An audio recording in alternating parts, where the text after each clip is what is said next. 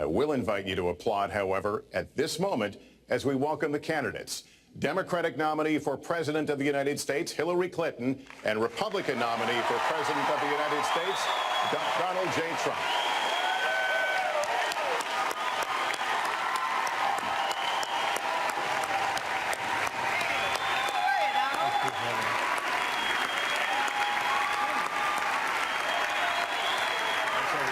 Good luck to you. Trump, good luck to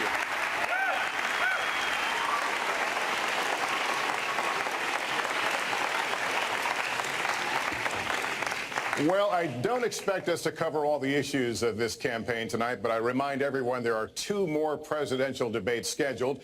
We are going to focus on many of the issues that voters tell us are most important, and we're going to press for specifics.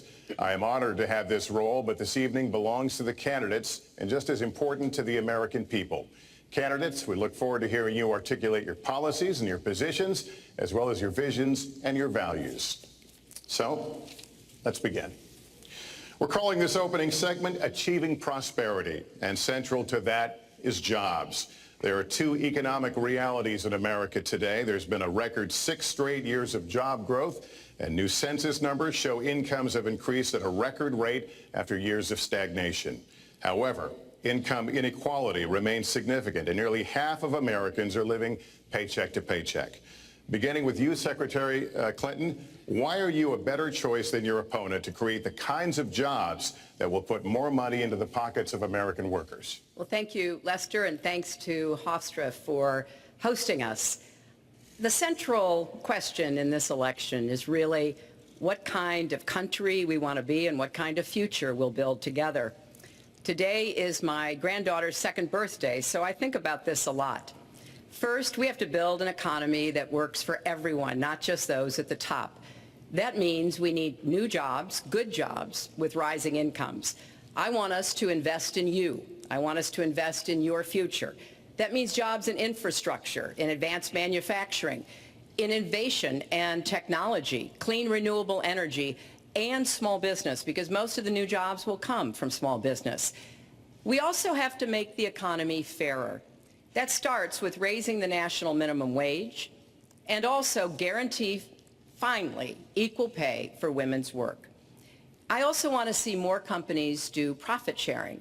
If you help create the profits, you should be able to share in them, not just the executives at the top.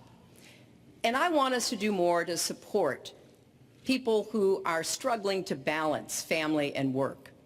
I've heard from so many of you about the difficult choices you face and the stresses that you're under. So let's have paid family leave, earned sick days. Let's be sure we have affordable child care and debt-free college. How are we going to do it? We're going to do it by having the wealthy pay their fair share and close the corporate loopholes. Finally, we tonight are on the stage together, Donald Trump and I. Donald, it's good to be with you. We're going to have a debate where we are talking about the important issues facing our country. You have to judge us. Who can shoulder the immense, awesome responsibilities of the presidency? Who can put into action the plans that will make your life better? I hope that I will be able to earn your vote on November 8th. Secretary Clinton, thank you. Mr. Trump, the same question to you. It's about putting money, more money into the pockets of American workers. You have up to 2 minutes. Thank you, Lester. Our jobs are fleeing the country. They're going to Mexico. They're going to many other countries. You look at what China is doing to our country in terms of making our product. They're devaluing their currency, and there's nobody in our government to fight them. And we have a very good fight, and we have a winning fight, because they're using our country as a piggy bank to rebuild China, and many other countries are doing the same thing. So we're losing our good jobs, so many of them. When you look at what's happening in Mexico, a friend of mine who builds plants said it's the 8th wonder of the world. They're building some of the biggest plants anywhere in the world, some of the most sophisticated, some of the best plants. With the United States, as he said, not so much. So Ford is leaving. You see that, their small car division leaving. Thousands of jobs, leaving Michigan, leaving Ohio. They're all leaving, and we can't allow it to happen anymore. As far as child care is concerned and so many other things, I think Hillary and I agree on that. We probably disagree a little bit as to numbers and amounts and what we're going to do, but perhaps we'll be talking about that later. But we have to stop our jobs from being stolen from us. We have to stop our companies from leaving the United States and with it firing all of their people. All you have to do is take a look at Carrier Air Conditioning in Indianapolis. They left, fired 1,400 people. They're going to Mexico. So many, hundreds and hundreds of companies are doing this. We cannot let it happen. Under my plan, I'll be reducing taxes tremendously, from 35% to 15% for companies, small and big businesses. That's going to be a job creator like we haven't seen since Ronald Reagan. It's going to be a beautiful thing to watch. Companies will come, they will build, they will expand, new companies will start, and I look very, very much forward to doing it. We have to renegotiate our trade deals, and we have to stop these countries from stealing our companies and our jobs. Secretary Clinton, would you like to respond? Well, I think that trade is an important issue. Of course, we are 5% of the world's population. We have to trade with the other 95%. And we need to have smart, fair trade deals. We also, though, need to have a tax system that rewards work and not just financial transactions. And the kind of plan that Donald has put forth would be trickle-down economics all over again. In fact, it would be the most extreme version, the biggest tax cuts for the top percent of the people in this country than we've ever had. I call it trumped-up trickle-down, because that's exactly what it would be. That is not how we grow the economy. We just have a different view about what's best for growing the economy, how we make investments that will actually produce jobs and rising incomes. I think we come at it from somewhat different perspectives. I understand that. You know, Donald was very fortunate in his life, and that's all to his benefit. He started his business with $14 million borrowed from his father, and he really believes that the more you help wealthy people, the better off we'll be, and that everything will work out from there. I don't buy that. I have a different experience. My father was a small businessman. He worked really hard. He printed drapery fabrics on long tables where he pulled out those fabrics and he went down with a silk screen and dumped the paint in and took the squeegee and kept going. And so what I believe is the more we can do for the middle class, the more we can invest in you, your education, your skills, your future, the better we will be off and the better we'll grow. That's the kind of economy I want us to see again. Let me follow up with Mr. Trump if I can. You've talked about creating 25 million jobs, and you've promised to bring back millions of jobs for Americans. How are we going to bring back the industries that have left this country for cheaper labor overseas? How specifically are you going to tell American manufacturers that you have to come back? Well, for one thing, and before we start on that, my father gave me a very small loan in 1975, and I built it into a company that's worth many, many billions of dollars with some of the greatest assets in the world. And I say that only because that's the kind of thinking that our country needs. Our country's in deep trouble. We don't know what we're doing when it comes to devaluations, and all of these countries all over the world, especially China, they're the best ever at it. What they're doing to us is a very, very sad thing. So we have to do that. We have to renegotiate our trade deals. And Lester, they're taking our jobs, they're giving incentives, they're doing things that, frankly, we don't do. Let me give you the example of Mexico. They have a VAT tax. We're in a different system. When we sell into Mexico, there's a tax. When they sell in automatic, 16% approximately. When they sell into us, there's no tax. It's a defective agreement. It's been defective for a long time, many years, but the politicians haven't done anything about it. Now, in all fairness to Secretary Clinton, yes, is that okay? Good. I want you to be very happy. It's very important to me. But in all fairness to Secretary Clinton, when she started talking about this, it was really very recently. She's been doing this for 30 years. And why hasn't she made the agreements better? The NAFTA agreement is defective just because of the tax and many other reasons, but just because of the fact. Let me interrupt just a moment. Secretary Clinton and others, politicians, should have been doing this for years, not right now because of the fact that we've created a movement. They should have been doing this for years. What's happened to our jobs and our country and our economy generally is, look, we owe $20 trillion. We cannot do it any longer, Lester. Back to the question, though, how do you specifically bring back jobs, American manufacturers? How do you make them bring the jobs back? Well, the first thing you do is don't let the jobs leave. The companies are leaving. I could name, I mean, there are thousands of them. They're leaving, and they're leaving in bigger numbers than ever. And what you do is you say, fine, you want to go to Mexico or some other country, good luck. We wish you a lot of luck. But if you think you're going to make your air conditioners or your cars or your cookies or whatever you make and bring them into our country without a tax, you're wrong. And once you say you're going to have to tax them coming in, and our politicians never do this, because they have special interests, and the special interests want those companies to leave, because in many cases they own the companies. So what I'm saying is we can stop them from leaving. We have to stop them from leaving, and that's a big, big factor. Let me let Secretary Clinton get in there. Let's stop for a second and remember where we were 8 years ago. We had the worst financial crisis, the Great Recession, the worst since the 1930s. That was in large part because of tax policies that slashed taxes on the wealthy, failed to invest in the middle class, took their eyes off of Wall Street, and created a perfect storm. In fact, Donald was one of the people who rooted for the housing crisis.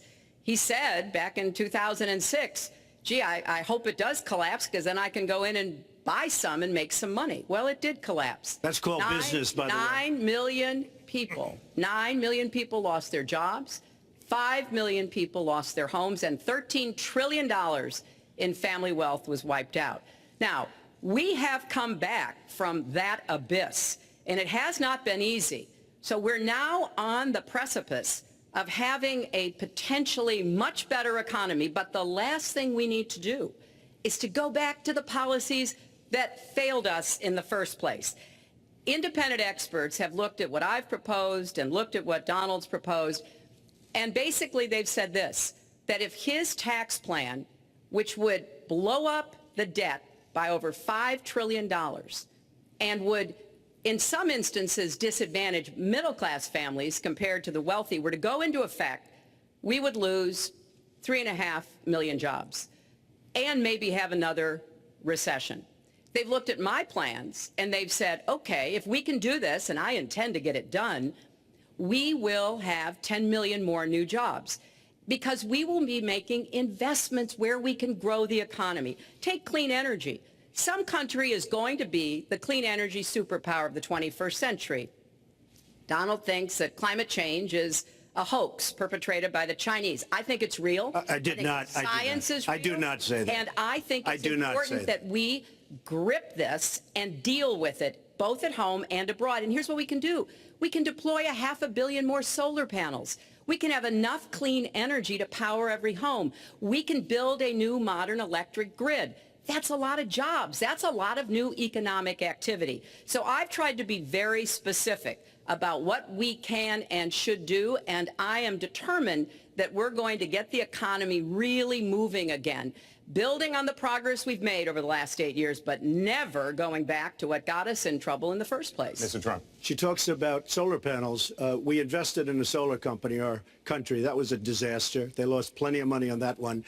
Now, look, I'm a great believer in all forms of energy, but we're putting a lot of people out of work. Our energy policies are a disaster.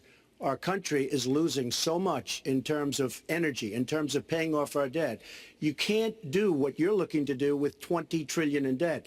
The Obama administration, from the time they've come in, is over 230 years worth of debt, and he's topped it. He's doubled it in a course of almost 8 years, 7.5 years to be semi-exact. So I will tell you this, we have to do a much better job at keeping our jobs, and we have to do a much better job at giving companies incentive to build new companies or to expand, because they're not doing it. And all you have to do is look at Michigan and look at Ohio and look at all of these places where so many of their jobs and their companies are just leaving. They're gone. And Hillary, I just ask you this. You've been doing this for 30 years. Why are you just thinking about these solutions right now? For 30 years you've been doing it, and now you're just starting to think of solutions. Well, actually, I will bring back jobs. You can't bring back jobs. Well, actually, I have thought about this quite a bit. Yeah, for 30 years. I have, well, not quite that long. I think my husband did a pretty good job in the 1990s. I think a lot about what worked and how we can make it work again. Well, he approved 3 million NAFTA. new jobs, He approved a balanced NAFTA, budget, which is the single and worst trade deal ever approved in this country. Incomes went up for everybody. Manufacturing jobs went up also in the 1990s, if we're actually going to look at the facts. When I was in the Senate, I had a number of trade deals that came before me, and I held them all to the same test. Will they create jobs in America? Will they raise incomes in America? And are they good for our national security? Some of them I voted for. The biggest one, a multinational one known as CAFTA, I voted against. And because I hold the same standards as I look at all of these trade deals. But let's not assume that trade is the only challenge we have in the economy. I think it is a part of it, and I've said what I'm going to do. I'm going to have a special prosecutor. We're going to enforce the trade deals we have, and we're going to hold people accountable. When I was Secretary of State, we actually increased American exports globally 30%. We increased them to China 50%. So I know how to really work to get new jobs and to get exports that help to create more new jobs. Very Well, clear. you haven't done it in 30 years or 26 years. Well, any number you I've wanna been do. a senator, You haven't Donald, done it. and You haven't I done have it. been a And excuse Secretary me, of State, and I have Your done husband signed a lot. NAFTA, which was one of the worst things that ever happened Well, to the that's your manufacturing opinion. industry. That is your You go to opinion. New England, you go to Ohio, Pennsylvania, you go anywhere you want, Secretary Clinton, and you will see devastation where manufacturing is down 30, 40, sometimes 50%. NAFTA is the worst trade deal maybe ever signed anywhere, but certainly ever signed in this country. And now you want to approve Trans-Pacific Partnership. You were totally in favor of it. Then you heard what I was saying, how bad it is, and you said, I can't win that debate. But you know that if you did win, you would approve that, and that will be almost as bad as NAFTA. Nothing will ever Well, top NAFTA. That is just not accurate. I was against it once it was finally negotiated and the terms were laid out. I wrote about that in... You called it the I gold wrote about- standard. Well, I hope... You called it the gold standard of trade And deals. You you know said it's what? the finest deal you've ever seen. No. And then you heard what I said about it, and all of a sudden you were against it. Well, Donald, I know you live in your own reality, but Oh, yeah. that is not the facts. The facts are, I did say I hoped it would be a good deal, but when it was negotiated, Not. which I was not responsible for, I concluded it wasn't. I wrote about that. So is it in President my Obama's book fault? Is it before President Obama's you fault? even announced. Look, there are Secretary, different- is it President Obama's fault? There are Because different- he's pushing it. There are different views about what's good for our country, our economy, and our leadership in the world. And I think it's important to look at what we need to do to get the economy going again. That's why I said new jobs with rising incomes, investments, not in more tax cuts that would add $5 trillion to the debt. But you have no in plan. Oh, I do. Secretary, in fact, you I have no written plan. a book about it. It's called Stronger Together. You can pick it up That's tomorrow about all you- Folks, at we're the gonna- bookstore or at an airport near you. We're gonna move to- But it's because I see this. We need to have strong growth, fair growth, sustained growth. We also have to look at how we help families balance the responsibilities at home and the responsibilities at business. So we have a very robust set of plans, and people who have looked at both of our plans have concluded that mine would create 10 million jobs and yours would lose us 3.5 million jobs and explode You are the going debt, to approve one of which the biggest would tax have cuts a in recession. history. You are going to approve one of the biggest tax increases in history. You are going to drive business out. Your regulations are a disaster, and you're going to increase regulations all over the place. And by the way, my tax cut is the biggest since Ronald Reagan. I'm very proud of it. It will create tremendous numbers of new jobs. But regulations, you are going to regulate these businesses out of existence. When I go around, Lester, I tell you this, I've been all over. And when I go around, despite the tax cut, the things that business and people like the most is the fact that I'm cutting regulation. You have regulations on top of regulations, and new companies cannot form, and old companies are going out of business, and you want to increase the regulations and make them even worse. I'm going to cut regulations, but I'm going to cut taxes big league, and you're going to raise taxes big league. End of story. Let me get you to pause right there, because we're going to move into we're going to move into the next Lester, segment. We're going to talk that taxes. That can't be left Please to just stand. take 30 seconds, I then we're gonna go kind on. of assumed that there would be a lot of these charges and claims. And so Facts. we have taken the homepage of my website, HillaryClinton.com, and we've turned it into a fact checker. So if you want to see in real time what the facts are, please go and take a look. Because And take a look at mine also, and you'll see. Not add a penny to the debt, and your plans would add $5 trillion to the debt. What I have proposed would cut regulations and streamline them for small businesses. What I have proposed would be paid for by raising taxes on the wealthy because they have made all the gains in the economy. And I think it's time that the wealthy and corporations paid their fair share to support this country. Well, you just opened the next segment. Well, which is look, could I just finish? Actually, I think I should. I'm going to give you go a to her chance right here. website With the and new you take a look at her 15-minute website. segment. She's It's going to on the- raise taxes $1.3 trillion. Mr. Trump, and look at her website. You know what? It's no different than this. She's telling us how to fight ISIS. Just go to her website. She tells you how to fight ISIS on her website. I don't think General Douglas MacArthur would like that All right, too much.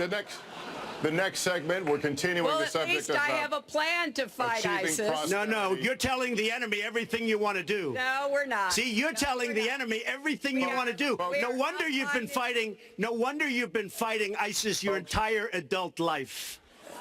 Folks, Go to the fact checkers. Get folks, to work. you are unpacking a lot here, and we're still on the issue of achieving prosperity.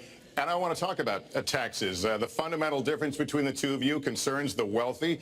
Secretary Clinton, you're calling for a tax increase in the wealthiest Americans. I'd like you to further defend that. And Mr. Trump, you're calling for tax cuts for the wealthy. I'd like you to defend that. And this next 2-minute answer goes to you, Mr. Trump. Well, I'm really calling for major jobs because the wealthy are going to create tremendous jobs. They're going to expand their companies. They're going to do a tremendous job. I'm getting rid of the carried interest provision. And if you really look, it's not a tax. It's really not a great thing for the wealthy. It's a great thing for the middle class. It's a great thing for companies to expand. And when these people are going to put billions and billions of dollars into companies, and when they're going to bring $2.5 trillion back from overseas, where they can't bring the money back because politicians like Secretary Clinton won't allow them to bring the money back because the taxes are so onerous and the bureaucratic red tape. So what is so bad? So what they're doing is they're leaving our country, and they're, believe it or not, leaving because taxes are too high and because some of them have lots of money outside of our country, and instead of bringing it back and putting the money to work because they can't work out a deal to, and everybody agrees it should be brought back, instead of that, they're leaving our country to get their money because they can't bring their money back into our country because of bureaucratic red tape, because they can't get together, because we have a president that can't sit them around a table and get them to approve something. And here's the thing. Republicans and Democrats agree that this should be done. $2.5 trillion. I happen to think it's double that. It's probably $5 trillion that we can't bring into our country, Lester. And with a little leadership, you'd get it in here very quickly, and it could be put to use on the inner cities and lots of other things, and it would be beautiful. But we have no leadership. And honestly, that starts with Secretary Clinton. All right, you have 2 minutes on the same question to defend tax increases on the wealthiest Americans, Secretary Clinton. I have a feeling that by the end of this evening, I'm going to be blamed for everything that's ever happened. Why not? Why not? Yeah, why not? You know, just join the debate by saying more crazy things. Now, let me say, Hey, there's nothing crazy about not letting our companies bring their money back into their country. This is Secretary Clinton's 2 minutes, Yes. please. Yeah, well, let's start the clock again, Lester. We've looked at your tax proposals. I don't see changes in the corporate tax rates or the kinds of proposals you're referring to that would cause the repatriation, bringing back of money that's stranded overseas. I happen to Then you didn't support read that. it? I happen to support that in a way that will actually work to our benefit. But when I look at what you have proposed, you have what is called now the Trump loophole, because it would so advantage you and the business you do. You've proposed Who gave it that an name? approach First that ever. Who has gave a it that name? $4 This is billion Secretary Clinton's 2 minutes. tax benefit for your family. And when you look at what How much- you are how proposing, much for my family? it is, Lester, how much? as I said, trumped up trickle down. Trickle down did not work. It got us into the mess we were in 2008 and 9. Slashing taxes on the wealthy hasn't worked, and a lot of really smart, wealthy people know that. And they are saying, hey, we need to do more to make the contributions we should be making to rebuild the middle class. I don't think top-down works in America. I think building the middle class, investing in the middle class, making college debt-free so more young people can get their education, helping people refinance their debt from college at a lower rate. Those are the kinds of things that will really boost the economy. Broad-based, inclusive growth is what we need in America, not more advantages for people at the very top. Mr. Trump, Typical politician, all talk, no action, sounds good, doesn't work, never going to happen. Our country is suffering because people like Secretary Clinton have made such bad decisions in terms of our jobs and in terms of what's going on. Now, look, we have the worst revival of an economy since the Great Depression. And believe me, we're in a bubble right now. And the only thing that looks good is the stock market. But if you raise interest rates even a little bit, that's going to come crashing down. We are in a big, fat, ugly bubble. And we better be awfully careful. And we have a Fed that's doing political things. This Janet Yellen of the Fed is doing political by keeping the interest rates at this level. And believe me, the day Obama goes off and he leaves and he goes out to the golf course for the rest of his life to play golf, when they raise interest rates, you're going to see some very bad things happen because the Fed is not doing their job. The Fed is being more political than Secretary Clinton. Mr. Trump, we're talking about the burden that Americans have to pay, yet you have not released your tax returns. And the reason nominees have released their returns for decades is that voters will know if their potential president owes money to, who he owes it to, and any business conflicts. Don't Americans have a right to know if there are any conflicts of interest? I don't mind releasing. I'm under a routine audit, and it'll be released. And as soon as the audit's finished, it'll be released. But you will learn more about Donald Trump by going down to the federal elections, where I filed a 104-page, essentially financial statement of sorts, the forms that they have. It shows income. In fact, the income, I just looked today, the income is filed at $694 million for this past year. $694 million. If you would have told me I was going to make that 15 or 20 years ago, I would have been very surprised. But that's the kind of thinking that our country needs. When we have a country that's doing so badly, that's being ripped off by every single country in the world, it's the kind of thinking that our country needs because everybody... Lester, we have a trade deficit with all of the countries that we do business with of almost $800 billion a year. You know what that is? That means who's negotiating these trade deals? We have people that are political hacks negotiating our trade deals. The IRS says an audit of your taxes, you're perfectly free to release your taxes during an audit. And so the question, does the public's right to know outweigh your personal... Well, I told you, I will release them as soon as the audit. Look, I've been under audit almost for 15 years. I know a lot of wealthy people that have never been audited. I said, do you get audited? I get audited almost every year. And in a way, I should be complaining. I'm not even complaining. I don't mind it. It's almost become a way of life. I get audited by the IRS, but other people don't. I will say this. Almost every lawyer says, you don't release your returns until the audit's complete. When the audit's complete, I'll do it. But I would go against them if she releases her email. So it's negotiable? It's not negotiable. No, let her release the email. Why did she delete 33,000? Well, I'll let her ask that, but let me just admonish the audience one more time. There was an agreement. We did ask you to be silent, so it would be helpful for us. Secretary Clinton. Well, I think you've just seen another example of bait and switch here. For 40 years, everyone running for president has released their tax returns. You can go and see nearly, I think, 39, 40 years of our tax returns, but everyone has done it. We know the IRS has made clear there is no prohibition on releasing it when you're under audit. So you've got to ask yourself, why won't he release his tax returns? And I think there may be a couple of reasons. First, maybe he's not as rich as he says he is.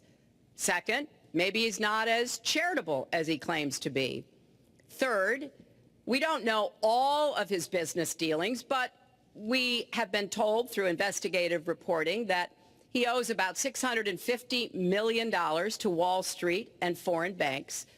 Or maybe he doesn't want the American people, all of you watching tonight, to know that he's paid nothing in federal taxes, because the only years that anybody's ever seen were a couple of years when he had to turn them over to state authorities when he was trying to get a casino license, and they showed he didn't pay any federal income tax. So That makes if me he's smart. paid zero, that means zero for troops, zero for vets, zero for schools or health. And I think probably he's not all that enthusiastic about having the rest of our country see what the real reasons are, because it must be something really important, even terrible, that he's trying to hide. And the financial disclosure statement, they don't give you the tax rate. They don't give you all the details that tax returns would. And it just seems to me that this is something that the American people deserve to see. And I have no reason to believe that he's ever going to release his tax returns, because there's something he's hiding. And we'll guess. We'll keep guessing at what it might be that he's hiding.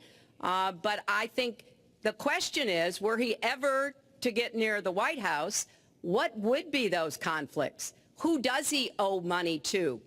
Well, he owes you the answers to that, and he should provide them. He also raised the issue of your emails. Do you want to respond to that? I do. You know, I made a mistake using a private email. That's for sure. And if I had to do it over again, I would obviously do it differently. But I'm not going to make any excuses. It was a mistake, and I take responsibility for that. Mr. Trump?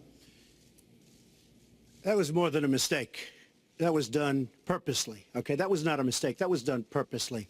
When you have your staff taking the Fifth Amendment, taking the Fifth, so they're not prosecuted. When you have the man that set up the illegal server taking the Fifth, I think it's disgraceful. And believe me, this country thinks it's disgraceful. It really thinks it's disgraceful also. As far as my tax returns, you don't learn that much from tax returns, that I can tell you. You learn a lot from financial disclosure. And you should go down and take a look at that. The other thing, I'm extremely underleveraged. The report that said 650, which, by the way, a lot of friends of mine that know my business said, boy, that's really not a lot of money. It's not a lot of money relative to what I had. The buildings that were in question, they said in the same report, which was, actually, it wasn't even a bad story, to be honest with you, but the buildings are worth $3.9 billion. And the 650 isn't even on that. But it's not 650. It's much less than that. But I could give you a list of banks. I would, if that would help you, I would give you a list of banks. These are very fine institutions, very fine banks. I could do that very quickly.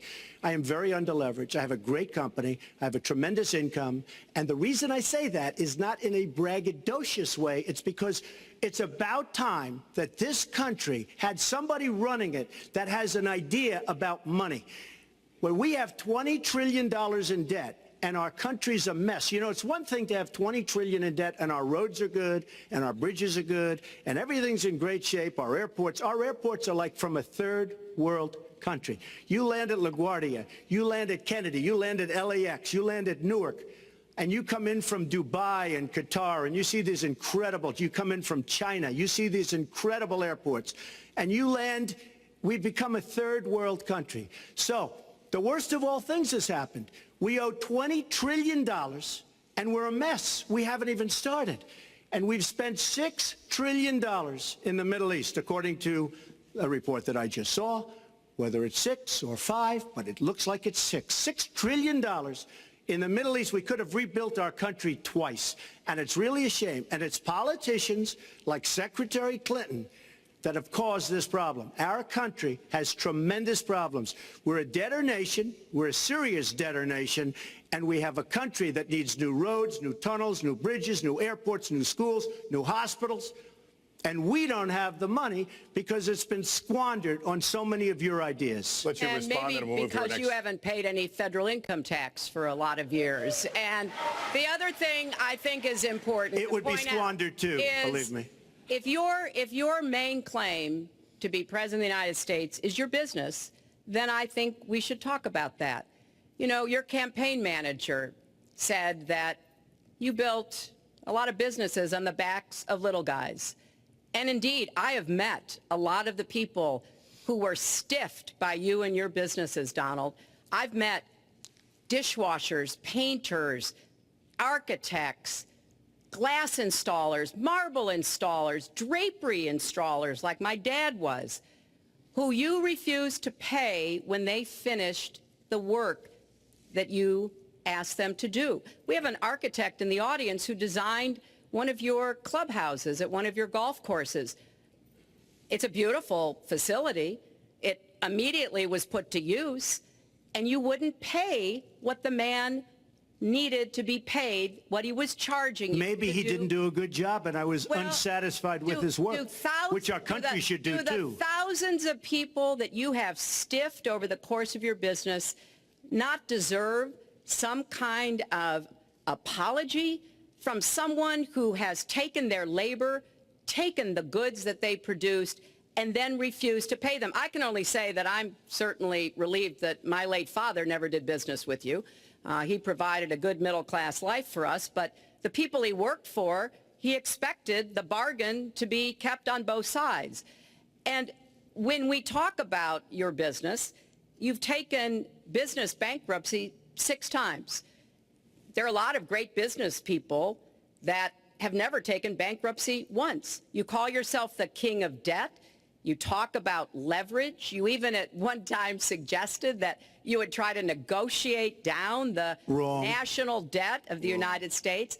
Well, sometimes there's not a direct transfer of skills from business to government, but sometimes what happened in business would be really bad for government. Let's let Mr. And Trump. we need to be very clear about that. Look, it's all words. It's all sound bites. I built an unbelievable company, some of the greatest assets anywhere in the world, real estate assets anywhere in the world, beyond the United States, in Europe, lots of different places. It's an unbelievable company. But on occasion, 4 times, we used certain laws that are there. And when Secretary Clinton talks about people that didn't get paid, first of all, they did get paid a lot, but taking advantage of the laws of the nation. Now, if you want to change the laws, you've been there a long time, change the laws. But I take advantage of the laws of the nation because I'm running a company. My obligation right now is to do well for myself, my family, my employees, for my companies. And that's what I do. But what she doesn't say is the tens of thousands of people that are unbelievably happy and that love me. I'll give you an example. We're just opening up on Pennsylvania Avenue, right next to the White House. So if I don't get there one way, I'm going to get to Pennsylvania Avenue another. But we're opening the old post office. Under budget, ahead of schedule, saved tremendous money. I'm a year ahead of schedule. And that's what this country should be doing. We build roads and they cost 2 and 3 and 4 times what they're supposed to cost.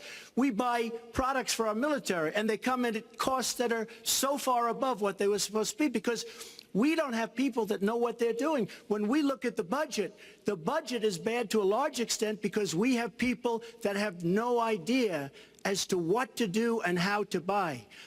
The Trump International is way under budget and way ahead of schedule. And we should be able to do that for our country. Well, we're well behind schedule, so I want to move to our next segment. We move into our next segment talking about America's direction, and let's start by talking about race.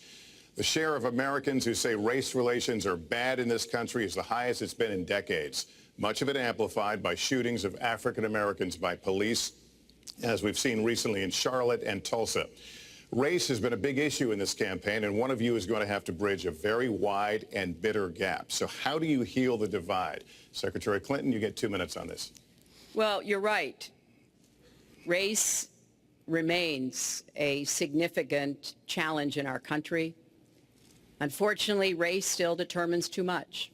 Often determines where people live, determines what kind of education in their public schools they can get, and yes, it determines how they're treated in the criminal justice system. We've just seen those 2 tragic examples in both Tulsa and Charlotte. And we've got to do several things at the same time. We have to restore trust between communities and the police. We have to work to make sure that our police are using the best training, the best techniques, that they're well prepared to use force only when necessary. Everyone should be respected by the law, and everyone should respect the law. Right now, that's not the case in a lot of our neighborhoods. So I have, ever since the first day of my campaign, called for criminal justice reform. I've laid out a platform that I think would begin to remedy some of the problems we have in the criminal justice system. But we also have to recognize, in addition to the challenges that we face with policing, there are so many good, brave police officers who equally want reform. So we have to bring communities together in order to begin working on that as a mutual goal. And we've got to get guns out of the hands of people who should not have them.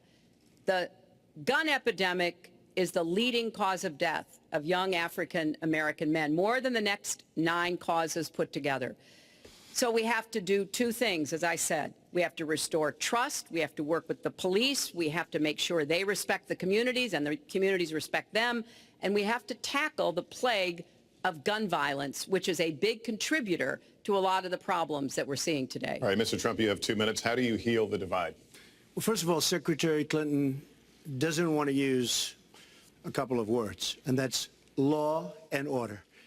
And we need law and order. If we don't have it, we're not going to have a country. And when I look at what's going on in Charlotte, a city I love, a city where I have investments, when I look at what's going on throughout various parts of our country, whether it's, I mean, I can just keep naming them all day long.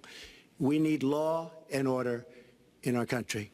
And I just got today, as you know, the endorsement of the Fraternal Order of Police. We just came in. We have endorsements from, I think, almost every police group, a large percentage of them in the United States. We have a situation where we have our inner cities, African Americans, Hispanics, are living in hell because it's so dangerous. You walk down the street, you get shot. In Chicago, they've had thousands of shootings, thousands, since January 1st. Thousands of shootings. And I'm saying, where is this? Is this a war-torn country? What are we doing? And we have to stop the violence. We have to bring back law and order. In a place like Chicago, where thousands of people have been killed, thousands over the last number of years. In fact, almost 4,000 have been killed since Barack Obama became president. Almost 4,000 people in Chicago have been killed. We have to bring back law and order. Now, whether or not in a place like Chicago you do stop and frisk, which worked very well, Mayor Giuliani is here, it worked very well in New York. It brought the crime rate way down. But you take the gun away from criminals that shouldn't be having it. We have gangs roaming the street, and in many cases, they're illegally here, illegal immigrants, and they have guns, and they shoot people. And we have to be very strong, and we have to be very vigilant. We have to know what we're doing.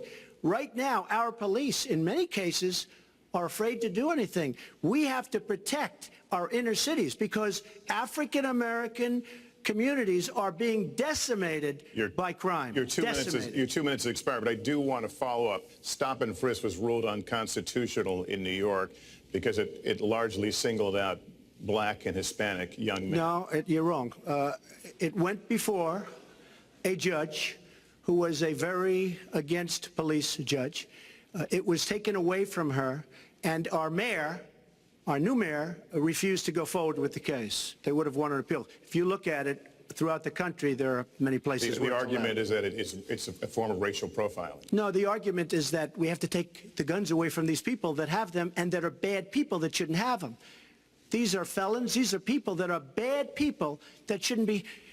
When you have 3,000 shootings in Chicago from January 1st, when you have 4,000 people killed in Chicago by guns from the beginning of the presidency of Barack Obama, his hometown, you have to have stop and frisk. You need more police. You need a better community relation. You don't have good community relations in Chicago. It's terrible. I have property there. It's terrible what's going on in Chicago. But when you look, and Chicago's not the only, you go to Ferguson, you go to so many different places. You need better relationships. I agree with Secretary Clinton on this. You need better relationships between the communities and the police, because in some cases it's not good. But you look at Dallas, where the relationships were really studied. The relationships were really a beautiful thing. And then 5 police officers were killed one night very violently. So there's some bad things going on, some really bad things. Secretary Clinton, but we need, Lester, we need law and order. And we need law and order in the inner cities, because the people that are most affected by what's happening are African American and Hispanic people. And it's very unfair to them what our politicians are allowing to happen. Secretary Clinton. Well, I've heard Donald say this at his rallies, and it's really unfortunate that he paints such a dire, negative picture of black communities in our country. Wow. You know, the vibrancy of the black church, the black businesses that employ so many people, the opportunities that so many families are working to provide for their kids. There's a lot that we should be proud of and we should be supporting and lifting up. But we do always have to make sure we keep people safe. There are the right ways of doing it, and then there are ways that are ineffective. Stop and frisk was found to be unconstitutional, and in part because it was ineffective. It did not do what it needed to do. Now, I believe in community policing, and in fact, violent crime is 1/2 of what it was in 1991. Property crime is down 40%. We just don't want to see it creep back up. We've had 25 years of very good cooperation, but there were some problems, some unintended consequences. Too many young African American and Latino men ended up in jail for nonviolent offenses, and it's just a fact that if you're a young African American man and you do the same thing as a young white man, you are more likely to be arrested, charged, convicted, and incarcerated. So we've got to address the systemic racism in our criminal justice system. We cannot just say law and order. We have to say we have to come forward with a plan that is going to divert people from the criminal justice system, deal with mandatory minimum sentences, which have put too many people away for too long for doing too little. We need to have more second chance programs. I'm glad that we're ending private prisons in the federal system. I want to see them ended in the state system. You shouldn't have a profit motivation to fill prison cells with young Americans. So there are some positive ways we can work on this. And I believe strongly that common sense gun safety measures would assist us right now. And this is something Donald has supported along with the gun lobby. Right now, we've got too many military-style weapons on the streets. In a lot of places, our police are outgunned. We need comprehensive background checks, and we need to keep guns out of the hands of those who will do harm, and we finally need to pass a prohibition on anyone who's on the terrorist watch list from being able to buy a gun in our country. If you're too dangerous to fly, you are too dangerous to buy a gun. So there are things we can do, and we ought to do it in a bipartisan way. Secretary Clinton, last week you said we've got to do everything possible to improve policing, to go right at implicit bias. Do you believe that police are implicitly biased against black people? Lester, I think implicit bias is a problem for everyone, not just police. I think, unfortunately, too many of us in our great country jump to conclusions about each other. And therefore, I think we need all of us to be asking hard questions about, you know, why am I feeling this way? But when it comes to policing, since it can have literally fatal consequences, I have said in my first budget we would put money into that budget to help us deal with implicit bias by retraining a lot of our police officers. I've met with a group of very distinguished, experienced police chiefs a few weeks ago. They admit it's an issue. They've got a lot of concerns. Mental health is one of the biggest concerns because now police are having to handle a lot of really difficult mental health problems on the street. They want support. They want more training. They want more assistance. And I think the federal government could be in a position where we would offer and provide that. I'd like to respond. Please. First of all, I agree, and a lot of people, even within my own party, want to give certain rights to people on watch lists and no-fly lists. I agree with you. When a person is on a watch list or a no-fly list, and I have the endorsement of the NRA, which I'm very proud of. These are very, very good people, and they're protecting the Second Amendment. But I think we have to look very strongly at no-fly lists and watch lists, and when people are on there, even if they shouldn't be on there, we'll help them legally, we'll help them get off. But I tend to agree with that quite strongly. I do want to bring up the fact that you were the one that brought up the word super predator about young black youth. And that's a term that I think was it's been horribly met, as you know. I think you've apologized for it. But I think it was a terrible thing to say. And when it comes to stop and frisk, you know, you're talking about taking guns away. Well, I'm talking about taking guns away from gangs and people that use them. And I really don't think you disagree with me on this, if you want to know the truth. I think maybe there's a political reason why you can't say it, but I really don't believe. In New York City, stop and frisk, we had 2,200 murders, and stop and frisk brought it down to 500 murders. 500 murders is a lot of murders. Hard to believe. 500 is like supposed to be good. But we went from 2,200 to 500, and it was continued on by Mayor Bloomberg, and it was terminated by current mayor. But stop and frisk had a tremendous impact on the safety of New York City, tremendous beyond belief. So when you say it has no impact, it really did. It had a very, very big impact. Well, it's also fair to say, if we're going to talk about mayors, that under the current mayor, crime has continued to drop, including murders. So there You're is... wrong. You're wrong. No, I'm not. Murders are up. All right, you check. New York has You'll check done it. an excellent job, and I give credit. I give credit across the board, going back to mayors, to police chiefs, because it has worked, and other communities need to come together to do what will work as well. Look, one murder is too many, but it is important that we learn about what has been effective and not go to things that sound good that really did not have the kind of impact that we would want. Who disagrees with keeping neighborhoods safe? But let's also add, no one should disagree about respecting the rights of young men who live in those neighborhoods. And so we need to do a better job of working again with the communities, faith communities, business communities, as well as the police, to try to deal with this problem. This conversation is about race, and so, Mr. Trump, I have to ask you... But I'd like to just respond, if I might. Please, 20 seconds. I'd just like to respond. Please respond, then I've got to follow up. Look, the African-American community has been let down by our politicians. They talk good around election time, like right now, and after the election, they said, see you later, I'll see you in 4 years. The African-American community, look, the community within the inner cities has been so badly treated.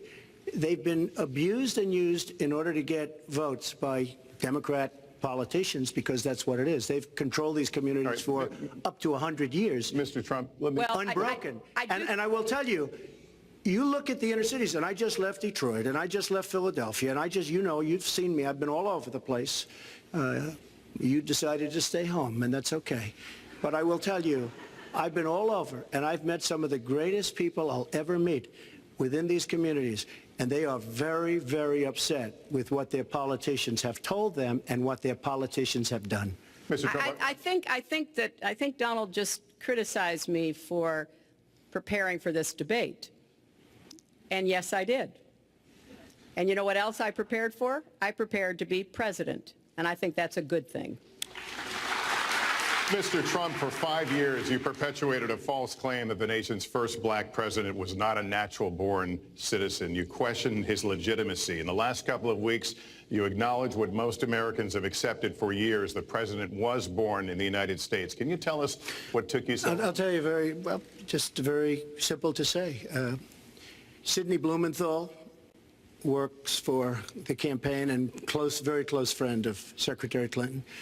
And her campaign manager, Patty Doyle, went to, during the campaign, her campaign against President Obama, fought very hard, and you can go look it up and you can check it out. And if you look at CNN this past week, Patty Solis Doyle was on Wolf Blitzer saying that this happened. Blumenthal sent McClatchy, highly respected reporter at McClatchy, to Kenya to find out about it. They were pressing it very hard. She failed to get the birth certificate. When I got involved, I didn't fail.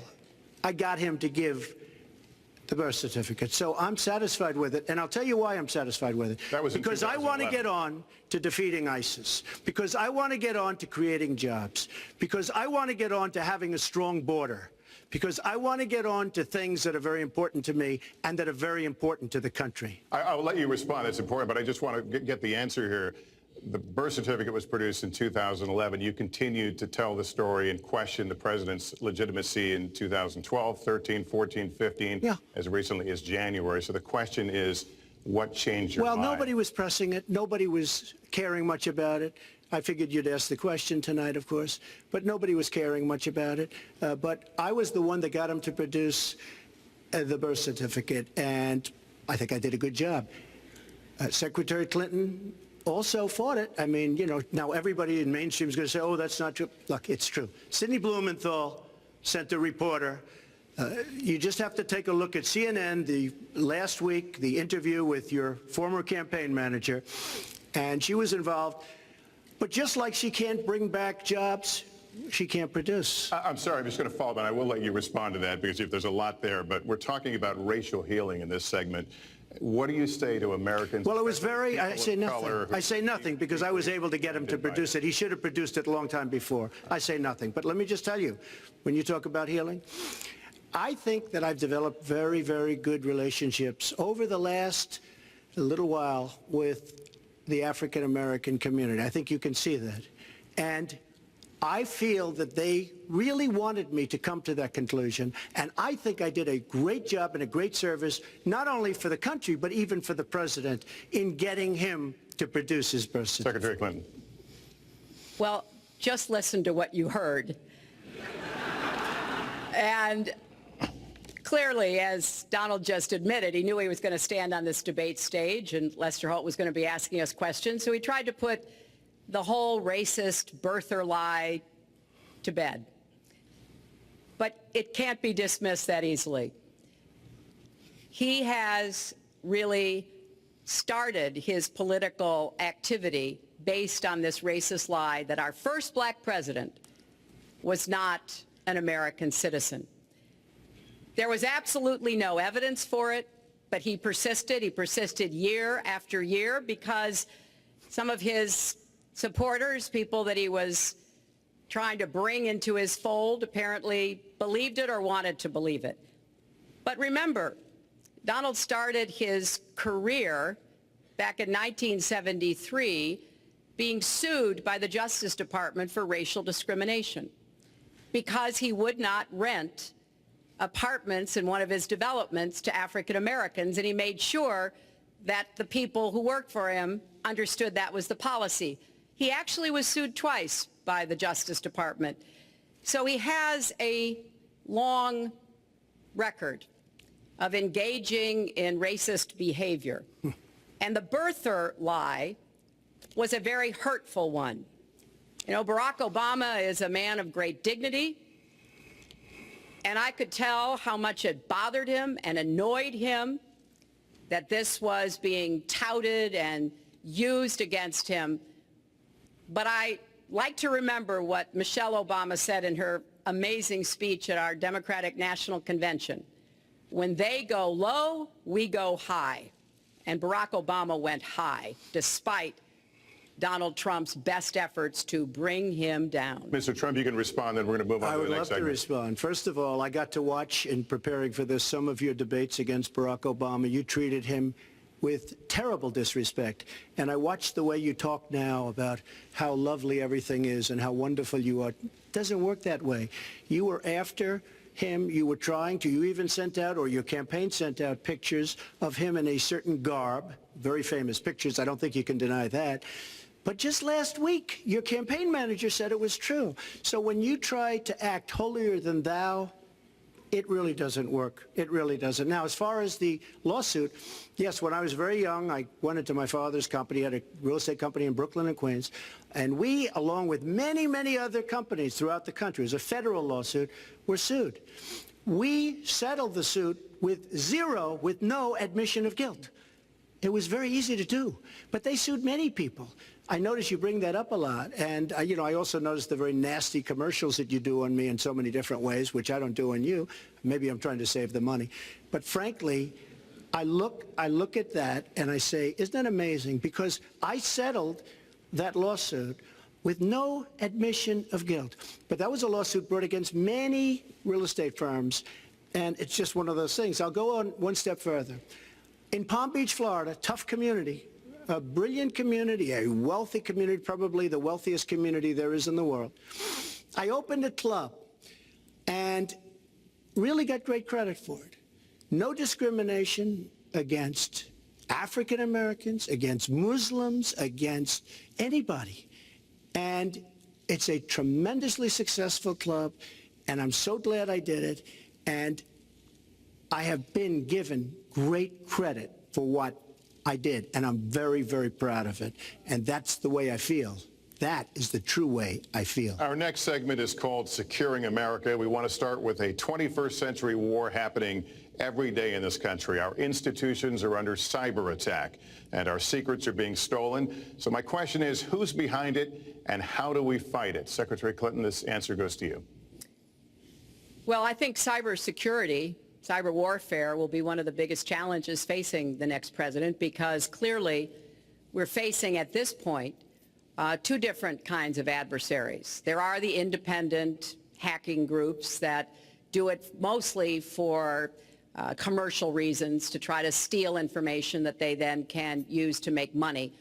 But increasingly, we are seeing cyber attacks coming from states, organs of states. The most recent and troubling of these has been Russia. There's no doubt now that Russia has used cyber attacks against all kinds of organizations in our country, and I am deeply concerned about this. I know Donald's very praiseworthy of Vladimir Putin, but Putin is playing a really tough, long game here. And one of the things he's done is to let loose cyber attackers to hack into government files, to hack into personal files, hack into the Democratic National Committee. And we recently have learned that, that this is one of their preferred methods of trying to wreak havoc and collect information. We need to make it very clear, whether it's Russia, China, Iran, or anybody else, the United States has much greater capacity. And we are not going to sit idly by and permit state actors to go after our information, our private sector information or our public sector information. And we're going to have to make it clear that we don't want to use the kinds of tools that we have. We don't want to engage in a different kind of warfare, but we will defend the citizens of this country. And the Russians need to understand that. I think they've been treating it as almost a probing. How far would we go? How much would we do? And that's why I was so shocked when Donald publicly invited Putin to hack into Americans. That is just unacceptable. It's one of the reasons why 50 national security officials who served in Republican administration have said that Donald is unfit to be the commander-in-chief. It's comments like that that really worry people who understand the threats that we face. Mr. Trump, you have 2 minutes in the same question. Who's behind it, and how do we fight it? I do want to say that I was just endorsed, and more are coming next week. It'll be over 200 admirals, many of them are here, admirals and generals endorsed me to lead this country. That just happened, and many more are coming, and I'm very proud of it. In addition, I was just endorsed by ICE. They've never endorsed anybody before on immigration. I was just endorsed by ICE. I was just recently endorsed 16,500 Border Patrol agents. So when Secretary Clinton talks about this, I mean, I'll take the admirals and I'll take the generals any day over the political hacks that I see that have led our country so brilliantly over the last 10 years with their knowledge, okay? Because look at the mess that we're in. Look at the mess that we're in. As far as the cyber, I agree to parts of what Secretary Clinton said. We should be better than anybody else, and perhaps we're not. I don't think anybody knows it was Russia that broke into the DNC. She's saying Russia, Russia, Russia, but maybe it was. I mean, it could be Russia, but it could also be China. It could also be lots of other people. It also could be somebody sitting on their bed that weighs 400 pounds, okay?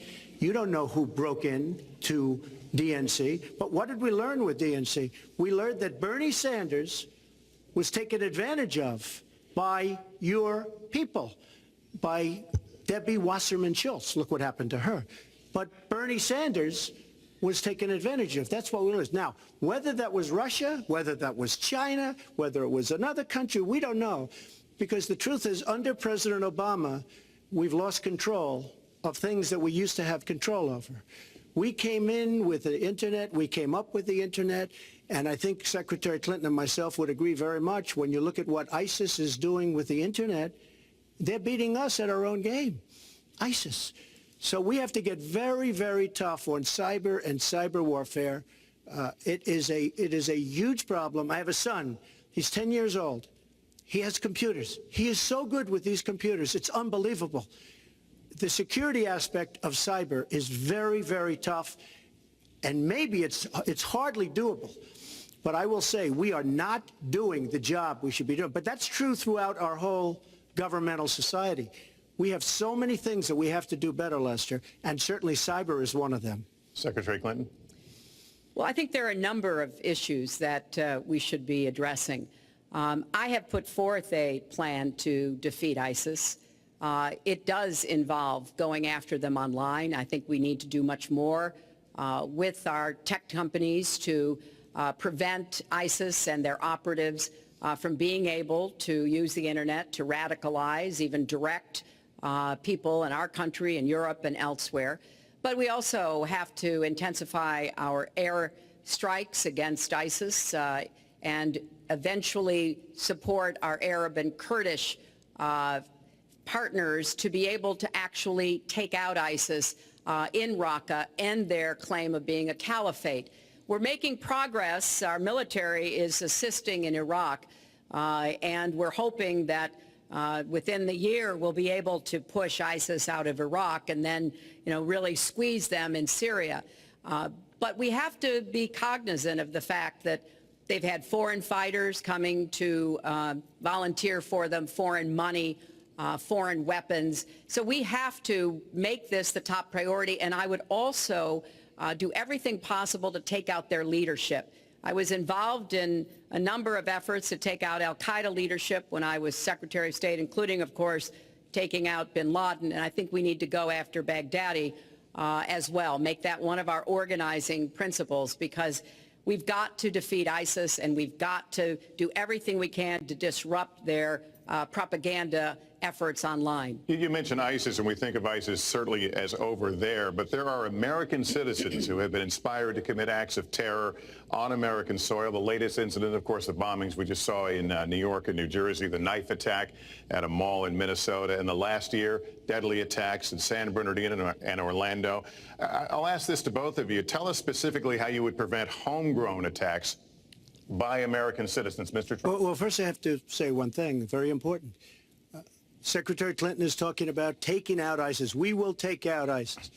Well, President Obama and Secretary Clinton created a vacuum the way they got out of Iraq, because they got out, they shouldn't have been in, but once they got in, the way they got out was a disaster, and ISIS was formed. So she talks about taking them out. She's been doing it a long time. She's been trying to take them out for a long time. But they wouldn't have even been formed if they left some troops behind, like 10,000 or maybe something more than that. And then you wouldn't have had them. Or, as I've been saying for a long time, and I think you'll agree because I said it to you once, had we taken the oil, and we should have taken the oil, ISIS would not have been able to form either, because the oil was their primary source of income. And now they have the oil all over the place, including the oil, a lot of the oil in Libya, which was another one of her disasters. Secretary Clinton. Well, I hope the fact checkers are turning up the volume and really working hard. Donald supported the invasion of Iraq. Wrong. That is absolutely Wrong. proved over and over again. Wrong. He actually advocated for the actions we took in Libya and urged that Gaddafi be taken out after actually doing some business with him one time. But the larger point, he says this constantly, is George W. Bush made the agreement about when American troops would leave Iraq, not Barack Obama. And the only way that American troops could have stayed in Iraq is to get an agreement from the then Iraqi government that would have protected our troops. And the Iraqi government would not give that. But let's talk about the question you asked, Lester. The question you asked is, what do we do here in the United States? That's the most important part of this. How do we prevent attacks? How do we protect our people? And I think we've got to have an intelligence surge where we are looking for every scrap of information.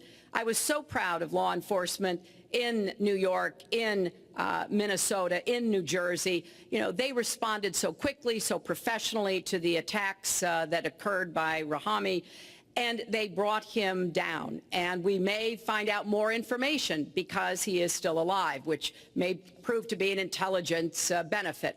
So we've got to do everything we can to vacuum up intelligence from Europe, from the Middle East. That means we've got to work more closely with our allies. And that's something that Donald has been very dismissive of. We're working with NATO, the longest military alliance in the history of the world, to really turn our attention to terrorism. We're working with our friends in the Middle East, many of which, as you know, are Muslim-majority nations. Donald has consistently insulted Muslims abroad, Muslims at home, when we need to be cooperating with Muslim nations and with the American Muslim community. They're on the front lines. They can provide information to us that we might not get anywhere else. They need to have close working cooperation with law enforcement in these communities, not be alienated and pushed away, as some of Donald's rhetoric, unfortunately, has led to. Mr. Well, I'd have to respond. Please respond. The Secretary said very strongly about working with. We've been working with them for many years. And we have the greatest mess anyone's ever seen. You look at the Middle East, it's a total mess. Under your direction to a large extent. But you look at the Middle East. You started the Iran deal. That's another beauty where you have a country that was ready to fall. I mean, they were doing so badly. They were choking on the sanctions, and now they're going to be actually probably a major power at some point pretty soon, the way they're going. But when you look at NATO, I was asked on a major show, what do you think of NATO? And you have to understand, I'm a business person. I did really well, but I have common sense. And I said, well, I'll tell you, I haven't given lots of thought to NATO, but two things. Number one, the 28 countries of NATO, many of them aren't paying their fair share. Number two, and that bothers me because we should be, yes, we're defending them, and they should at least be paying us what they're supposed to be paying by treaty and contract. And number two, I said, and very strongly, NATO could be obsolete because, and I was very strong on this, and it was actually covered very accurately in the New York Times, which is unusual for the New York Times, to be honest. But I said they do not focus on terror. And I was very strong, and I said it numerous times. And about 4 months ago, I read on the front page of the Wall Street Journal that NATO is opening up a major terror division. And I think that's great. And I think we should get, because we pay approximately 73% of the cost of NATO. It's a lot of money to protect other people. But I'm all for NATO. But I said they have to focus on terror also. And they're going to do that. And that was, believe me, I'm sure I'm not going to get credit for it, but that was largely because of what I was saying and my criticism of NATO. I think we have to get NATO to go into the Middle East with us in addition to surrounding nations, and we have to knock the hell out of ISIS, and we have to do it fast. When ISIS formed in this vacuum created by Barack Obama and Secretary Clinton, and believe me, you were the ones that took out the troops. Not only that, you named the day. They couldn't believe it. They sat back probably and said, I can't believe it. They said, no, wait a minute. We've covered when they formed, this is something that never should have happened. It should have never happened. Now, you're talking about taking out ISIS, but you were there and you were Secretary of State when it was a little infant. Now it's in over 30 countries.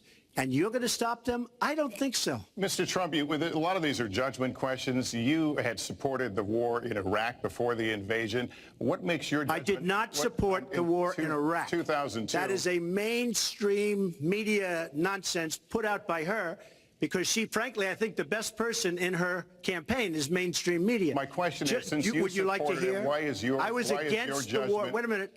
I was against the war in Iraq, just so you put it out. The record shows otherwise, the record but why does not show that. Why is your The judgment record any... shows that I'm right.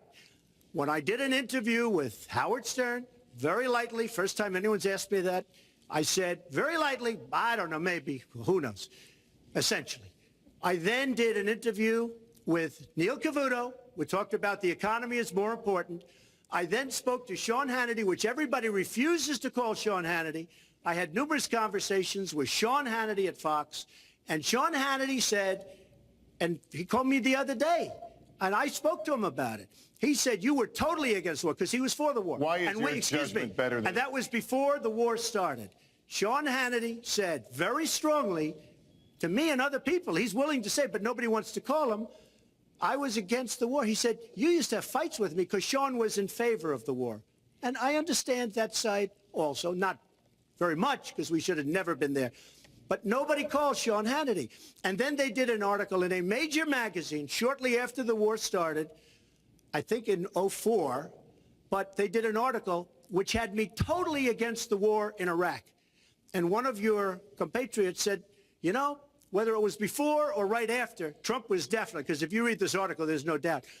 But if somebody, and I'll ask the press, if somebody would call up Sean Hannity, this was before the war started, he and I used to have arguments about the war. I said it's a terrible and a stupid thing. It's going to destabilize the Middle East, and that's exactly what it's done. It's been a disaster. My reference was to what you had said in 2002, and my question was, why is your judgment any different than Mrs. Clinton? Well, I have much better judgment than she does. There's no question about that. I also have a much better temperament than she has. You know, I have a much better... She spent, let me tell you, she spent hundreds of millions of dollars on an advertising. You know, they get Madison Avenue into a room, they put names. Oh, temperament, let's go after. I think my strongest asset, maybe by far, is my temperament. I have a winning temperament. I know how to win.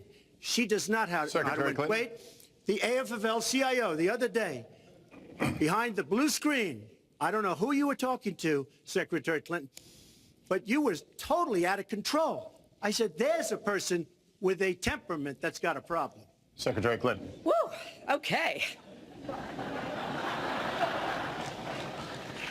Let's talk about two important issues that were briefly mentioned by Donald. First, NATO.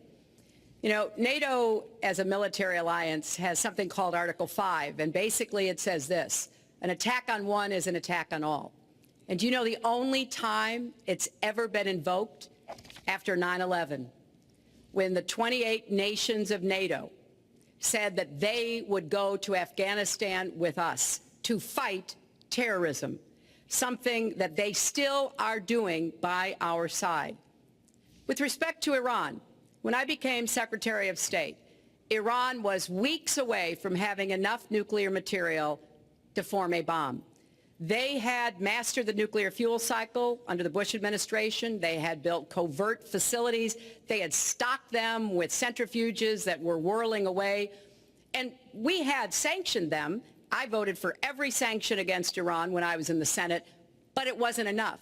So I spent a year and a half putting together a coalition that included Russia and China to impose the toughest sanctions on Iran.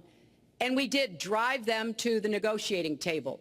And my successor, John Kerry, and President Obama got a deal that put a lid on Iran's nuclear program without firing a single shot.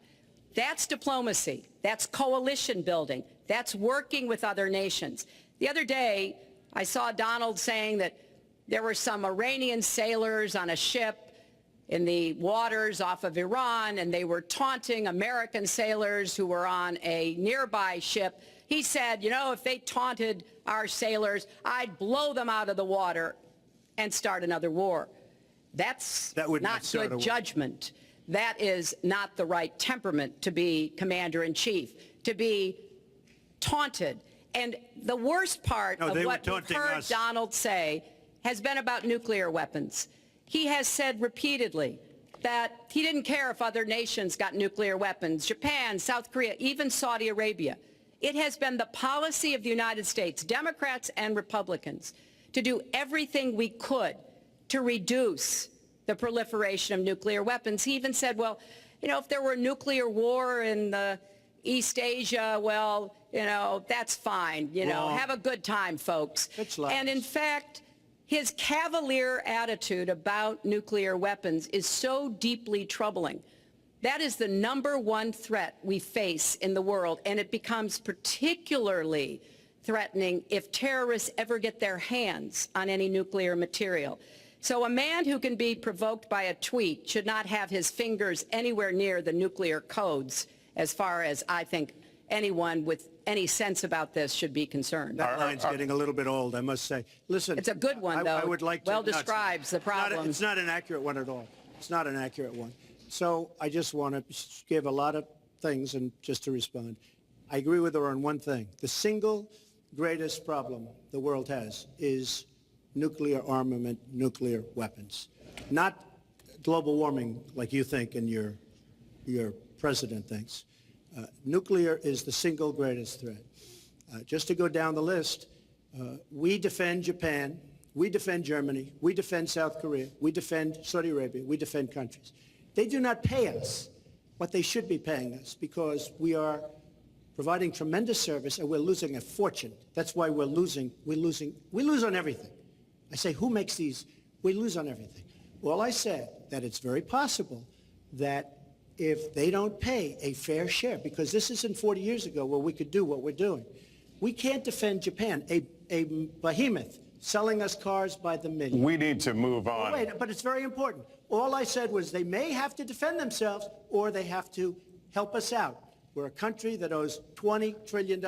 They have to help us out. As far as the nuclear is concerned, I agree. It is the single greatest threat that this country has. Which leads my next question as we enter our last segment here still on the subject of securing America. On nuclear weapons, President Obama reportedly considered changing the nation's longstanding policy on first use.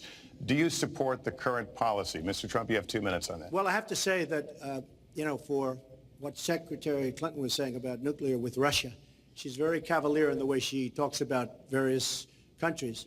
But Russia's been expanding. They have a much newer capability than we do. We have not been updating from the new standpoint. I looked the other night, I was seeing B-52s. They're old enough that your father, your grandfather could be flying them. We are not keeping up with other countries. I would like everybody to end it, just get rid of it, but I would certainly not do first strike. I think that once the nuclear alternative happens, it's over. At the same time, we have to be prepared. I can't take anything off the table because you look at some of these countries. You look at North Korea.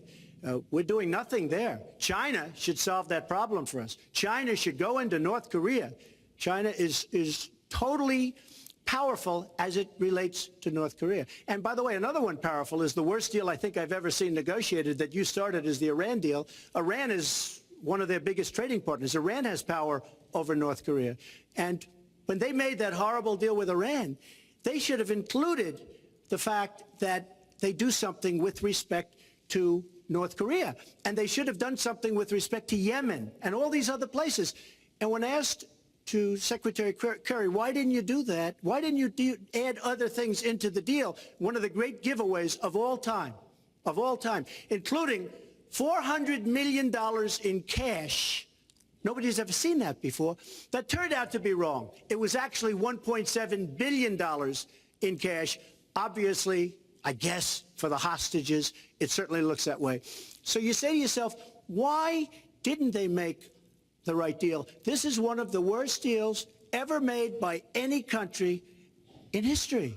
The deal with Iran will lead to nuclear problems. All they have to do is sit back 10 years, and they don't have to do much, and they're going to end up getting nuclear. I met with Bibi Netanyahu the other day. Believe me, he is not a happy camper. All right.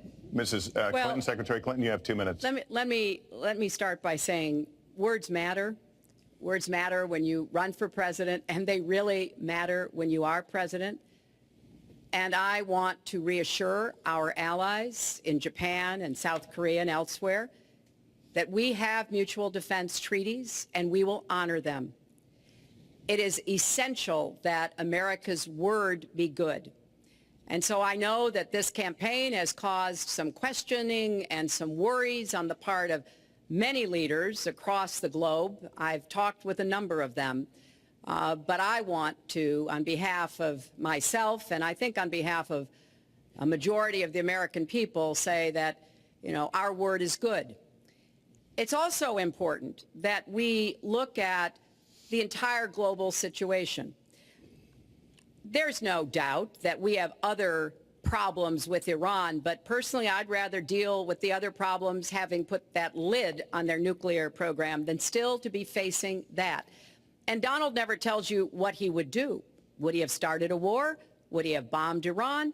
If he's going to criticize a deal that has been very successful in giving us access to Iranian facilities that we never had before, then he should tell us what his alternative would be. But it's like his plan to defeat ISIS. He says it's a secret plan, but the only secret is that he has no plan. So we need to be more precise in how we talk about these issues. People around the world follow our presidential campaigns so closely, trying to get hints about what we will do. Can they rely on us? Are we going to lead the world with strength and in accordance with our values? That's what I intend to do. I intend to be a leader of our country that people can count on, both here at home and around the world, to make decisions that will further peace and prosperity, but also stand up to bullies, whether they're abroad or at home. We cannot let those who would try to destabilize the world, to interfere with American interests and security, to be given any opportunities at all. Is expired. Let's do one thing I'd like to say. Very quickly. I will go very quickly, but I will tell you that Hillary will tell you to go to her website and read all about how to defeat ISIS, which she could have defeated by never having it, get going in the first place. Right now, it's getting tougher and tougher to defeat them because they're in more and more places, more and more states, more and more nations. Mr. Trump. And it's a big problem. And as far as Japan is concerned, I want to help all of our allies. But we are losing billions and billions of dollars. We cannot be the policeman of the world. We cannot protect countries all over the world where they're not paying us what we need. We have just a few final questions. She doesn't say that because she's got no business ability. We need heart. We need a lot of things. But you have to have some basic ability. And sadly, she doesn't have that. All of the things that she's talking about could have been taken care of during the last 10 years, let's say, while she had great power. But they weren't taken care of. And if she ever wins this race, they won't be taken care of. Mr. Trump, this year, Secretary Clinton became the first woman nominated for president by a major party. Earlier this month, you said she doesn't have, quote, a presidential look. She's standing here right now. What did you mean by that? She doesn't have the look. She doesn't have the stamina. I said she doesn't have the stamina. And I don't believe she does have the stamina. To be president of this country, you need tremendous stamina. The quote was, I just don't think she has a Wait a minute, unless you asked me a question. Did you ask me a question? You have to be able to negotiate our trade deals. You have to be able to negotiate, that's right, with Japan, with Saudi Arabia. I mean, can you imagine we're defending Saudi Arabia, and with all of the money they have, we're defending them and they're not paying? All you have to do is speak to them. Wait, you have so many different things you have to be able to do, and I don't believe that Hillary has the stamina. Let's let her respond. Well, as soon as he travels to 112 countries and negotiates a peace deal, a ceasefire, a release of dissidents, an opening of new opportunities in nations around the world, or even spends 11 hours testifying in front of a congressional committee, he can talk to me about stamina. The world, let me tell you, Hillary has experience, but it's bad experience. We have made so many bad deals during the last... So she's got experience, that I agree, but it's bad experience. Whether it's the Iran deal that you're so in love with, where we gave them $150 billion back, whether it's the Iran deal, whether it's anything you can name, you almost can't name a good deal. I agree. She's got experience, but it's bad experience. And this country can't afford to have another 4 years of that kind of experience. We are at the final question. One thing, Very Lester, quickly, because is, we're at the you final know, question he now. tried to switch from looks to stamina. But this is a man who has called women pigs, slobs, and dogs. And someone who has said pregnancy is an inconvenience to employers, who has said women don't deserve equal pay unless they do as good a job as men. And one of the worst things he said was about a woman in a beauty contest. He loves beauty contests, supporting them and hanging around them. And he called this woman Miss Piggy. Then he called her Miss Housekeeping because she was Latina. Donald, she has a name. Where did you find her this? name Where is did you find Alicia this? Machado. Where did you find and this? she has become a U.S. citizen, and you can bet she's going to vote this November. Okay, good. Let me just tell you. Mr. Trump, if you take 10 seconds, and then we're going to have the final question. Hillary is hitting me with tremendous commercials. Some of it said in entertainment. Some of it said somebody who's been very vicious to me, Rosie O'Donnell. I said very tough things to her, and I think everybody would agree that she deserves it, and nobody feels sorry for her. But you want to know the truth? I was going to say something extremely rough to Hillary, to her family, and I said to myself, I can't do it. I just can't do it. It's inappropriate. It's not nice. But she spent hundreds of millions of dollars on negative ads on me, many of which are absolutely untrue. They're untrue and they're misrepresentations. And I will tell you this, Lester, it's not nice, and I don't deserve that. But it's certainly not a nice thing that she's done. It's hundreds of millions of ads, and the only gratifying thing is I saw the polls come in today, and with all of that money, over $200 million is spent, and I'm either winning or tied, and I've spent practically nothing. One of you will not win this election. So my final question to you tonight, are you willing to accept the outcome as the will of the voters? Secretary Clinton? Well, I support our democracy. And sometimes you win, sometimes you lose. But I certainly will support the outcome of this election. And I know Donald's trying very hard to plant doubts about it, but I hope the people out there understand this election's really up to you. It's not about us so much as it is about you and your families and the kind of country and future you want. So I sure hope you will get out and vote as though your future depended on it, because I think it does. Mr. Trump, very quickly, the same question. Will you accept the outcome as the will of the voters? I want to make America great again. We are a nation that is seriously troubled. We're losing our jobs. People are pouring into our country. The other day, we were deporting 800 people, and perhaps they passed the wrong button, they pressed the wrong button, or perhaps, worse than that, it was corruption. But these people that we were going to deport for good reason ended up becoming citizens. And it was 800, and now it turns out it might be 1,800, and they don't even know. Will you accept the outcome here's of the the story. election? I want to make America great again. I'm going to be able to do it. I don't believe Hillary will. The answer is, if she wins, I will absolutely support her. All right. Well, that is going to do it for us. That concludes our debate.